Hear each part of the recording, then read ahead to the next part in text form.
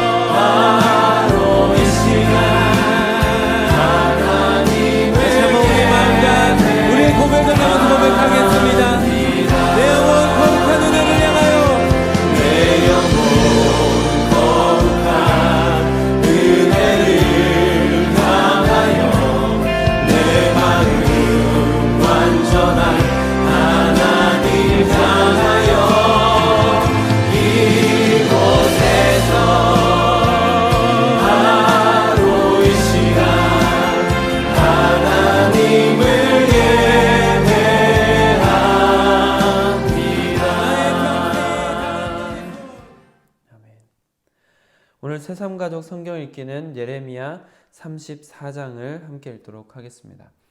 오늘 우리에게 주시는 하나님의 말씀은 요한복음 14장 25절로 31절 말씀입니다. 날마다 쏘는 샘물 큐티 책으로는 94쪽입니다. 요한복음 14장 25절로 31절 말씀을 저와 여러분이 교독으로 보시고 마지막 절은 함께 읽도록 하겠습니다. 내가 아직 너희와 함께 있어서 이 말을 너희에게 하였거니와 보혜사 곧 아버지께서 내 이름으로 보내실 성령 그가 너희에게 모든 것을 가르치고 내가 너희에게 말한 모든 것을 생각나게 하리라. 평안을 너희에게 끼치노니 곧 나의 평안을 너희에게 주노라.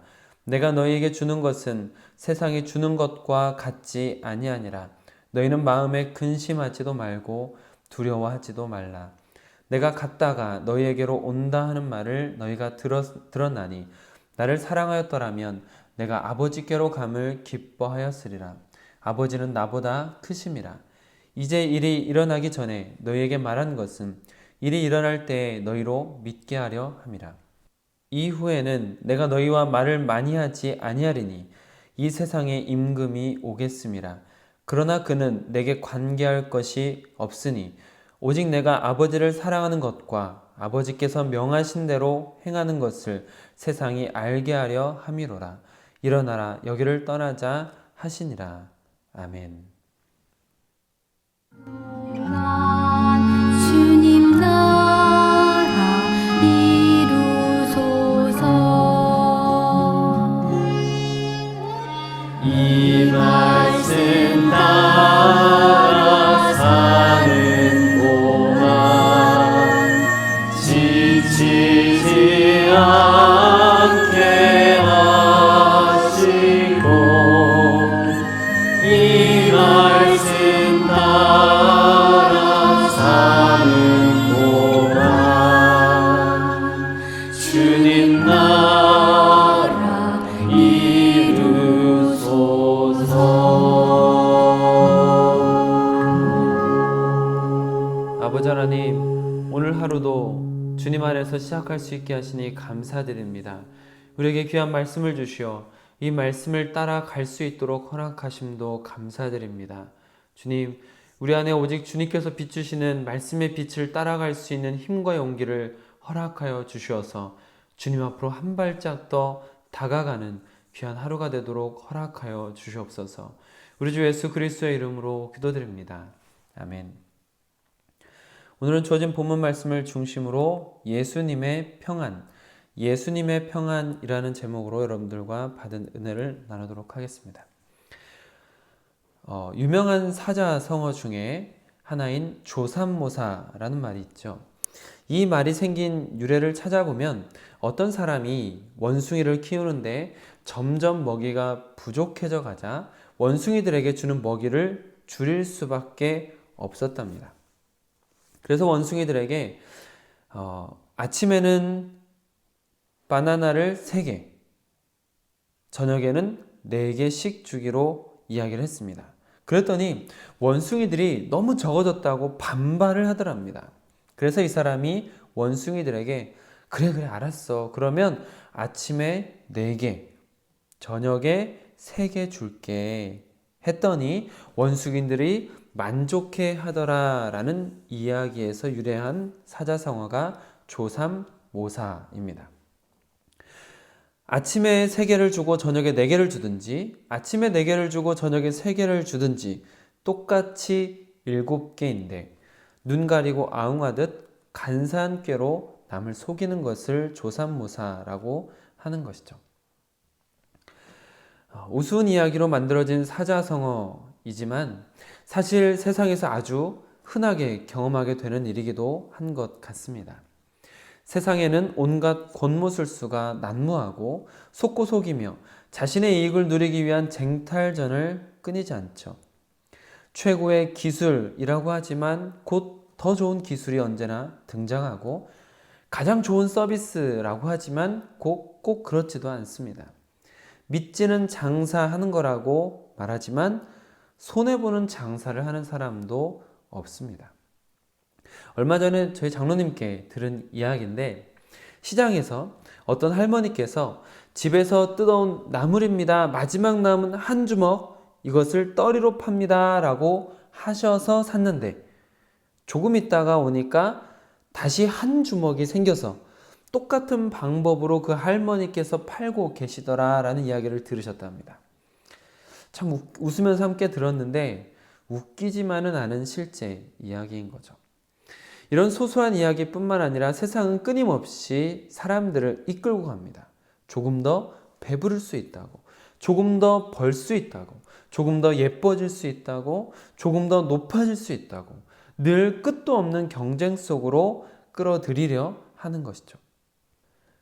그러나 안타깝게도 정말 그 끝에서 더 이상 부족함이 없는 것을 누리는 사람은 없습니다.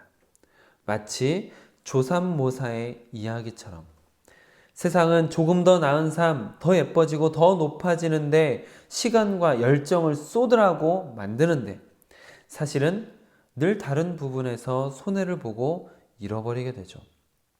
돈을 많이 벌지만 사랑하는 가족과 멀어진다든지 조금 더 예뻐진 것 같지만 건강을 잃는다든지 아무리 높아지려 해도 늘 쫓기는 신세를 면하기 힘듭니다.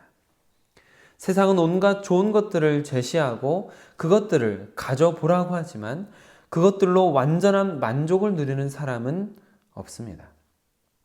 그도 그럴 것이 세상이란 유한한 곳이고 유한한 세상에서 나오는 모든 것은 한계를 가지고 있기 때문입니다.